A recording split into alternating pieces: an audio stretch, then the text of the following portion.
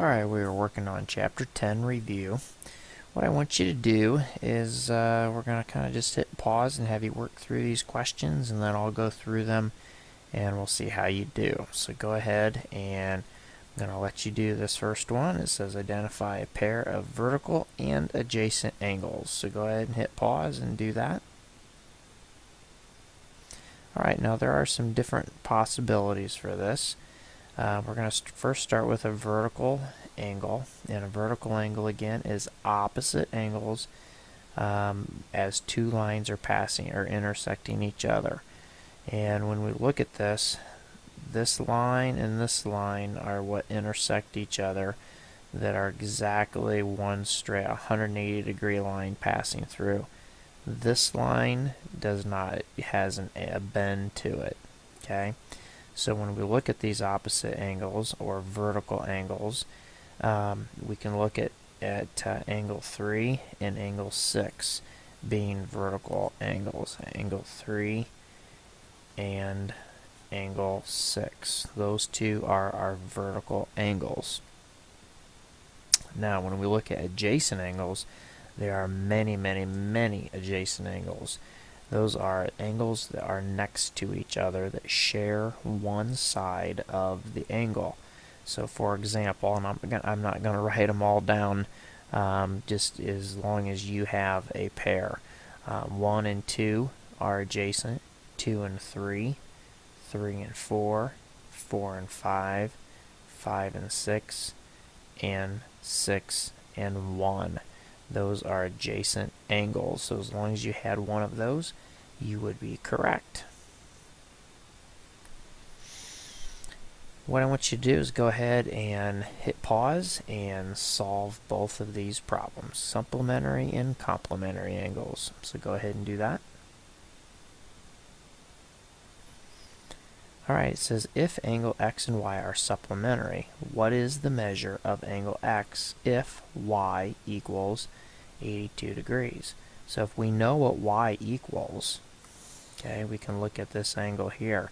Supplementary equals 180 degrees. That's the part that you need to make certain you know. And if it's 82 degrees, this is going to be 82 degrees. And we've got to find the difference. So you take 180 and subtract 82 degrees to get 98 degrees. Okay, that's how you need to go about solving that. So this again, 98 degrees, and you have your 180. The complementary creates a 90 degree angle. And if we know that one is 82 degrees, then we need to subtract that from 90. And when we do that, we get 8 degrees. That is my value of x. Okay, remember, C comes before S in the alphabet, as 90 comes before 180 degrees when we count numerically. Okay, that's how we can remember complementary and supplementary and keep those two straight in our minds. Now this one is creating a circle graph based on the following data. We are going to be having you solve one of those as well. So you're going to have to do that. So I'm going to let you hit pause and go ahead and solve this. And what you have to do first then is I'm going to create my circle. And there's my circle. And we're going to start out by trying to find out what 35% of, and again, how many degrees in a circle? 360. So 0.35 times 360, that's going to equal 126 degrees. Then we'll do that for each one, which then equals 108 degrees. 0.17 times 360, that equals 61.2. We'll round that to 61.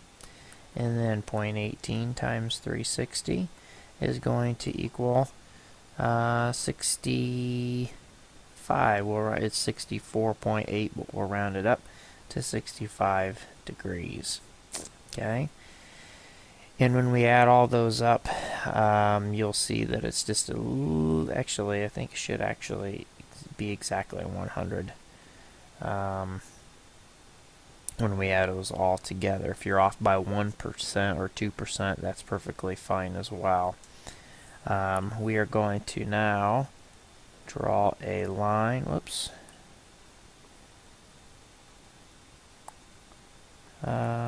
We're going to draw a line from the center out to the outside edge, and then we can use our protractor to draw the lines that we need that measure these particular degrees. So should pop up here. There we go. And we'll line this up. And 126 degrees, it's greater than 90, so we've got to use these inside lines. 126 is about right there. Move this out of the way. Draw that. So it looks like this. 108 degrees. Line it up. I'm going to then move this so that we've got our line lined up. And 108 again is greater than 90, so 108 is going to be about right there. Move that out of the way. And there's 108. 61 degrees. We'll line this up again.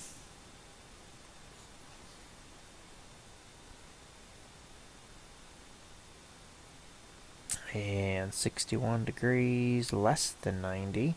So our 61 is going to be a little bit more than that, so right there. Move that out of the way, and there we go. And this one then would be our 65 degrees, and it's just a little bit bigger than the other one, which is exactly what we need. So now we write in here 35%. I'm going to abbreviate, that's Navy. This one's going to be 30%, and again, we don't worry about the degrees. That's to help us find the angles. This is light blue, 17% aqua, and 18% other. Okay, that is how you're going to find the angles to our particular circle graph. And again, make sure you label them with percents and the names. Let's look at this next one. It says find the value of x. Go ahead and hit pause. Remember triangle and quadrilateral. So you're going to take, since there is a total of 180 degrees, we're going to add these together to get 125 degrees. Subtract that from 180, and you're going to get 55 degrees for an answer. So the value of x is 55. For this one, we're going to add these all together and subtract from 360 degrees. So 91, 72, and 53. Add those up, we get 6. We get then total of 16 plus 5 more is 21, and subtract from 360, and we get 10. It becomes a 5, so we get 4, 4, and 1. So 144 degrees is what the value of x equals.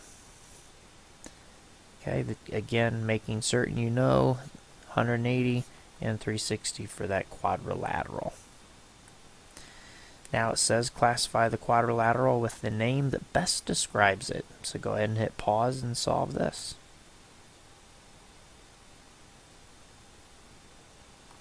Alright, and according to this, since it has all congruent sides, these are obviously not 90 degrees, so we get a rhombus.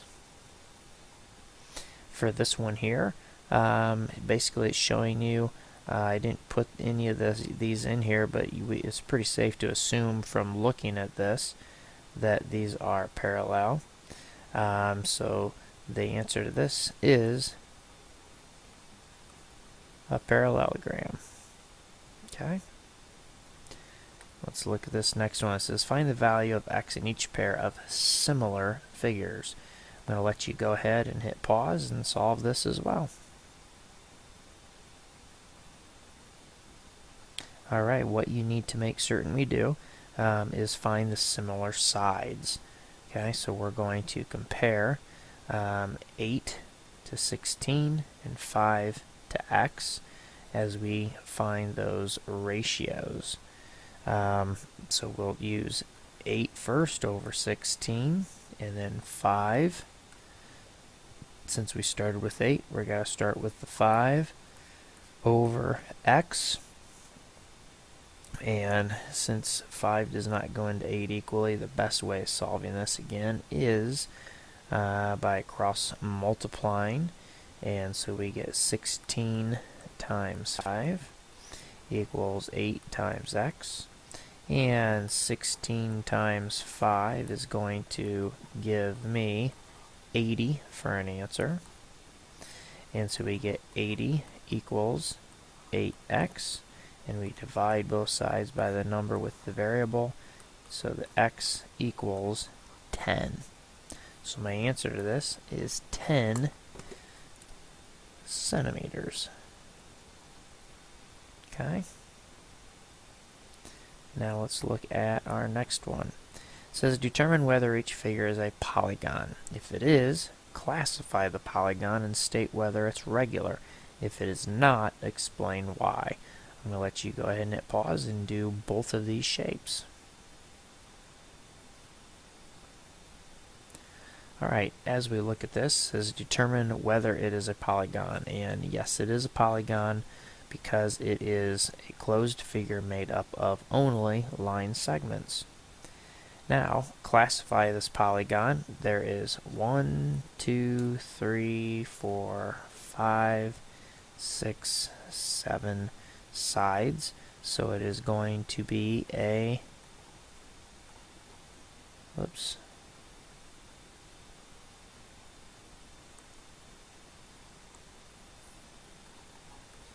heptagon.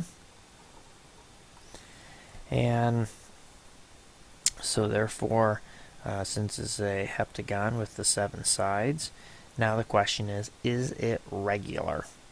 And if it were regular, then all the sides and angles would be congruent. So it is not. It is simply just a heptagon. For this next one, it is a triangle.